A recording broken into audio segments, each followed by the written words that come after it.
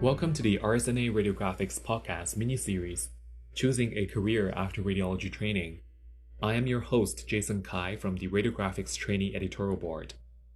A frequent question facing graduating trainees is, academic or private practice?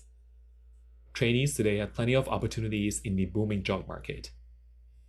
In recent years, several trends in the US have narrowed the distinction between academic and private practice, including private equity corporatization, Medicare pay cuts, and the global radiologist shortage. Private practices are experiencing a loss of autonomy and more subspecialization opportunities from consolidation and private equity buyouts. At the same time, academic centers are seeing greater volume and a need to increase revenue and productivity. Both have experienced a decline in inflation-adjusted reimbursement. Despite blurring of some differences, academic radiology remains a popular option for graduating trainees interested in education and research. Residents who decide to pursue academic radiology early in their careers can apply to programs that provide opportunities for structured training in research, such as the American Board of Radiology Home and Research Pathway or RSNA Resident and Fellow Research Grants. Conferences and networking events can also help trainees connect with mentors. Even among graduates who intend to join private practice, some choose to stay in academic radiology in their first few years as attending to build confidence and accumulate experience. Approximately 53% of radiologists in the US work in private practice. Group sizes vary widely, from solo practice to numbering more than 100 staff, with groups smaller than 50 being the majority. Private practice jobs can be divided into employee and partnership tracks. Partnership track associates invest in building the practice. Some practices may also require associates to contribute financially through equity buy-in. In most cases, the effort and monetary contributions translate into ownership of the practice, and partners eventually receive higher compensation compared to employees. Lastly, radiologists can also engage in non-clinical careers. Motivations to seek industry opportunities include a desire to discover another niche or seeking a better fit with one's interests and ambitions. Aside from traditional jobs in healthcare administration, consulting, insurance, and pharmaceutical companies, the radiologist's skill set is also valuable in domain-specific fields such as AI, PACS development, clinical trial imaging support, and health informatics. Success with these endeavors entail innovative thinking, management skills, and industry-specific knowledge. Clinical, research, and publishing experience can also be advantageous for industry roles. If feasible, one may also consider negotiating with their new employer to engage in part-time clinical work to maintain professional connections and skills.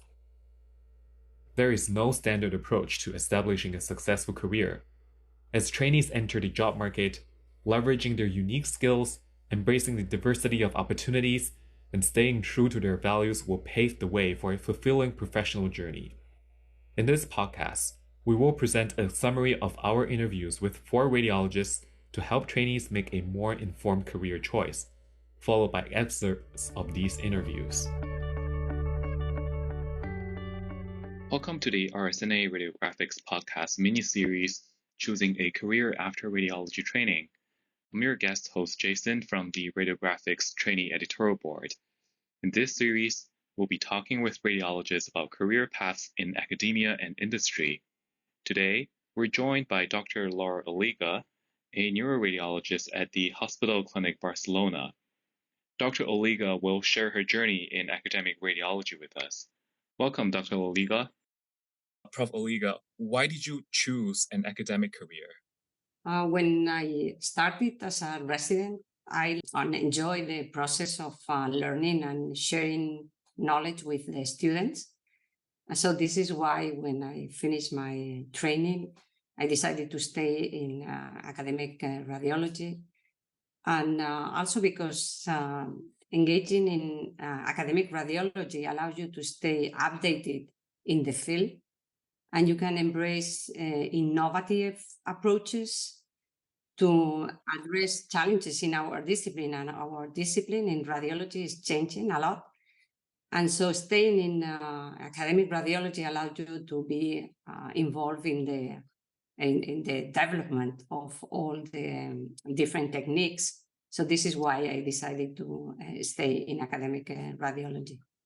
You mentioned about your interest in education. What particular aspects of education that led you to choose this career? For me, the most rewarding is to be able to stay updated in the field. And also, you have the opportunity to contribute to the field of education and educate future radiologists. And it is good to be involved with young people all the time, because they keep you updated of what is going on in the world. And so this is very rewarding. Thank you, Dr. Oleaga. Could you tell us about some of the responsibilities of an academic radiologist? Yes, in academic radiology, you have responsibilities in clinical practice. So you have to be involved in clinical practice. You have to be involved in teaching medical students, residents, fellows, and also in research. You have to conduct studies, participate in publications, present these results in meetings or congresses, and share your experiences. And as a leadership, also you have a role within your own institution.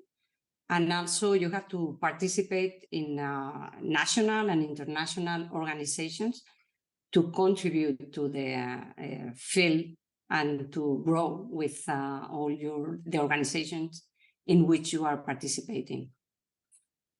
What are some of the key skills, attributes, and mindsets that we trainees should have in order to best flourish in academic radiology? And how should we cultivate these interests and skills? So first, you have to have curiosity and critical thinking. You have to effective communication. You have to also know how to manage your time, and you have to be adaptable. So it is important to be open to the changes and to adapt to your environment, because there are different environments. So you have to find a good environment that fits your objectives in your life, and then participate also and collaborate with mentors, and be open to feedback and self-improvement. So this is important. But adaptability is very important also, because you are going to find different environments, and you must be adapted to the environment in which you are participating and in the group you are working with. Is there anything that perhaps that you don't like about being in academic radiology? Not really. Not that I don't like. I like being in academic radiology, and I've been working, and I didn't decide to move from academic radiology. But it is challenging to manage the demands of clinical work and then teaching simultaneously or working in research. And this can be sometimes stressful. Yeah. But also this is part of our profession. So you have to find again a balance, and also you have to have a balance between your private life and together with your job. And so this can be sometimes stressful. How should us trainees seek out mentors? So in my opinion, it is important to start from the beginning to connect with experienced mentors in your environment, then acquire or start acquiring leadership roles. You have to express your interest to your mentors that you are interested in leadership development. Maybe that also attend workshops or conferences, become a member of these organizations. You can become a member of your national society and express your interest on participating in different committees as a resident, and then embrace opportunities to take other responsibilities in other institutions, then move from your local maybe a radiological society to the national society, and then move to the European society and get involved in other international responsibilities. So perhaps, Prof, we get just two closing questions. What is one piece of advice that you will give to graduating trainees who are still undecided about where to practice? So first, you have to know yourself and know what are your objectives in a long-term career, and what type of lifestyle do you want, together with your family or your relatives or whoever are in your environment. And then what are your goals, or how do you want to grow in your profession, and make a decision in which type of practice you want to work. You have to decide, okay, so my lifestyle, I prefer to work in academic radiology, or I prefer to work in private practice. And in academic radiology, at the beginning, you can explore the three fields that can be in academic radiology: more clinical work, more research, and then leadership of management positions. And then decide which three of those three areas you like the best, and your attitudes or your abilities fit better with those three areas. And then you have to know your own preferences.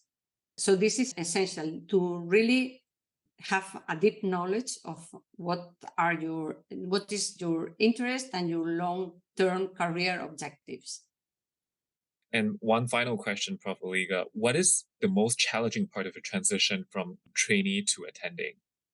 So I think the most challenging part in this respect is the increasing responsibility and the need to make independent clinical decision. And also in this transition, you require to spend more time in management, in decision making, and also to the ability of handle complex cases. So this is why it is important to work in a good environment and with good colleagues, with which you can share your experience, your cases, and have their support. And so this is important, to work in a good environment with good colleagues, and that can help you in these initial responsibilities after you finish your training. Thank you, Prof. Thank you very much for inviting me to participate in this nice interview. It is our pleasure, Prof. Thanks for taking your time. In the next episode, we'll be talking to Dr. Timothy Klostermeyer, a musculoskeletal radiologist from the University of Cincinnati, about his experiences in private practice and academic radiology. So stay tuned and remember to rate, review, and subscribe.